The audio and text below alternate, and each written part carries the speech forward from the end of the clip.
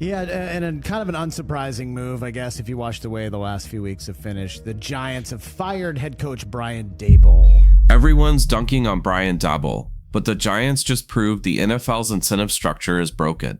Fire the coach, protect the executive, sell accountability without fixing anything. Okay, but actually, this is a business decision disguised as football morality. New York eats a mid-8-figure obligation to look decisive, while Joe Schoen keeps the pen that wrote the roster. I will tell you this, throughout the interview process, it became very clear early on John and Steve's passion for bringing a winning football program to this tri-state area. Why? Because owners can buy an optics rebound cheaper than a real rebuild. And when coaching money isn't capped, severance becomes a marketing expense. The league keeps telling teams to be patient, but the balance sheet keeps rewarding scapegoats. Observation: the surface narrative says Daboll blew too many leads and lost the locker room, so he had to go. That's tidy. It's also incomplete. Well, we didn't play a complimentary football game, so turned the football over. Had some opportunities, but didn't score any points. Didn't get the job done. The deeper story is the financial machinery that makes head coaches the preferred sacrifice. Let's follow the money across 4 levers: buyouts, offsets, the uncapped coaching budget, and market/media pressure. Lever 1, buyouts. The Giants reportedly cut Daboll in year 4 of a 5-year deal in the $25–30 million range. Do the back of the napkin math, and ownership is staring at roughly $12 million in remaining guarantees. League-wide, owners have eaten around $800 million on fired coaches and execs in recent years. That sounds reckless until you frame it like a spend to save. If the on-field slide projects a $20–30 million hit in local revenue, gate softness, sweet renewals, merchandise drag, paying an 8-figure buyout is cheaper than letting apathy fester. You're not investing in wins, you're arresting revenue decay. Lever 2, offsets. Most NFL coaching deals include offset language, meaning the fired coach's next salary reduces what the old team owes. If Daboll lands as an OC at say $2–3 million per year, the Giants' net cash outlay drops towards $7–10 million. That's a predictable exit ramp for owners, and a built-in incentive to move fast. It's exactly why the Panthers' rule payout looked monstrous at first, then softened when Nebraska's checkbook started offsetting. Practically, offsets turn Fire now into a manageable time-limited cash flow event rather than a multi-year anchor. Lever 3, no salary cap on coaching. Player payroll is throttled by the cap. Coaching spend isn't, so accountability gets pushed where it's financially unconstrained. Top coaches have cleared $10 million annually. Coordinators $2–3 million.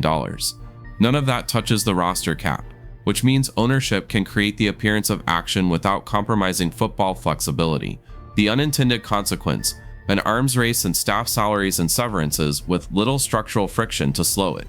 When the NFL tells teams to stop paying multiple staffs at once, this is the structural contradiction. There's no cap, so the spend is the lever.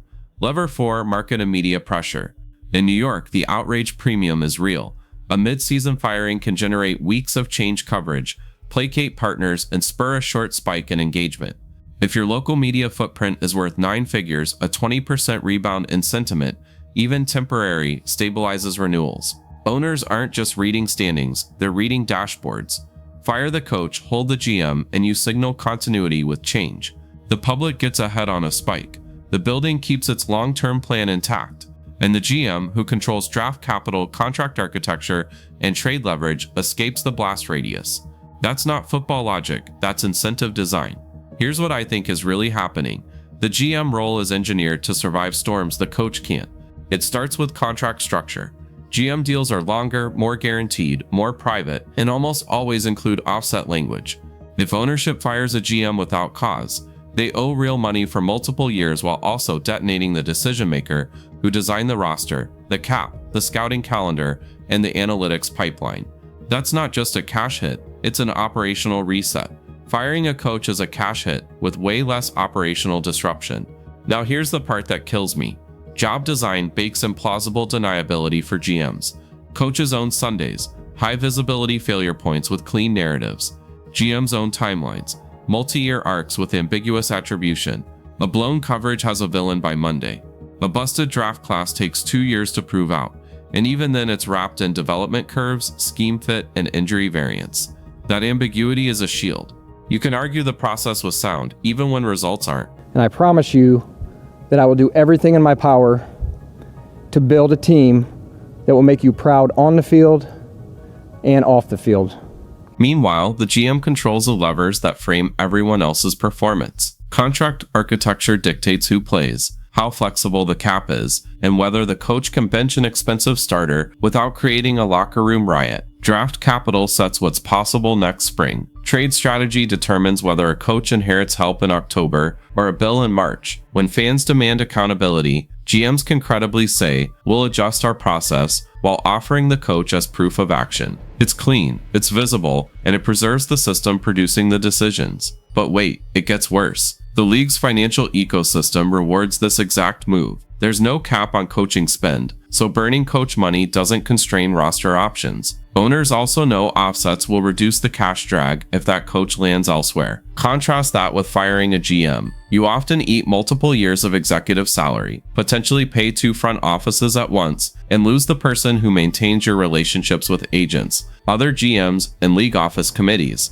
For owners, the expected value math keeps spitting out. Keep the GM, swap the coach. There's also a governance twist. GMs curate the information owners see. Draft models, medical grades, staff evaluations. If the boss hears that the roster is young, underlying metrics are improving, and the coach isn't maximizing situational football, the path of least resistance is obvious. You protect the asset you can't easily replace, the decision engine, and reboot the execution layer. It's classic blame containment. Cordon off the fire to the sideline before it reaches the front office. Consider the hiring market dynamics. Proven GMs are scarce. Owners talk to each other. The league recycles a small circle of executives with cap fluency and analytics credibility. Losing your GM risks falling into a prolonged search with limited options. Coaches, there's a deeper bench, a faster cycle, and lower switching costs. If you're optimizing for flexibility and optics, you keep the scarce resource and rotate the plentiful one. And yes, there's ego and power. GMs select the coach. Admit the coach is the problem and you're decisive. Admit the GM is the problem and you're admitting your own hiring process failed at the top of the org chart. Owners will always prefer to declare our structure is right, we just need a different voice in the locker room, over our entire football operation needs rebuilding. One path preserves sponsor confidence and season ticket pitches. The other invites existential questions. Last piece, accountability metrics. Coaches get measured weekly wins, red zone, 2-minute drills. GMs can point to draft pick value over expected, cap efficiency, injury-adjusted point differentials, stats that sound sophisticated and buy time. If the GM's dashboards show green shoots, you get a mandate to stay the course while swapping the coach to unlock the plan. It's not that GMs are never culpable, it's that their incentives and visibility make them survivable when the coach isn't. Can we talk about Carolina? David Tepper fired Matt Rule with years left, then Frank Reich after 11 games, while the GM seat didn't immediately change. Why? Buyouts were cushioned by offsets. Rule's Nebraska deal chopped the net cost, and the front office sold a narrative. Young quarterback, roster in flux, need a teacher.